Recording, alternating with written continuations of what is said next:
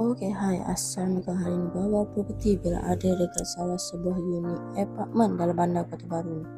Okey, unit ni ada dua jenis kitchen, iaitu wet kitchen dan dry kitchen. Yang ni merupakan wet kitchen untuk unit ni. Dah siap dengan fully cabinet dan sebagainya. Daripada kitchen ni kita boleh nampak sungai dan juga swimming pool dekat tingkat tadi. Yang bahagian dalam ni merupakan dry kitchen. Okey, kita pergi pula dekat dining area. Dan korang andaikan ni korang sendiri yang viewing. Ni merupakan living area lah. Dan unit ni mempunyai 4 bilik tidur dan 3 bilik air. Ni bilik tidur yang keempat. Bilik tidur ni dah siap dengan single bed, 2 single bed dan sharing toilet. Sharing toilet ke mana? Ke bilik yang ketiga. Bilik ketiga juga ada 2 single bed.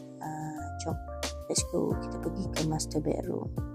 Ini merupakan ruangan master bedroom, cukup luas. Dah siap dengan meja study dekat tepi situ.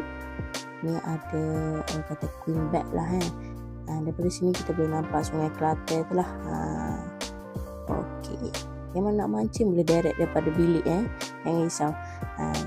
Kita pergi ke bilik yang terakhir, iaitu bilik yang kedua lah, ataupun bilik yang keempat, sekali korang lah yang mana satu kan. Yang ni pun ada single bed jugalah, 2 single bed dan ada toilet sendiri macam master bedroom juga.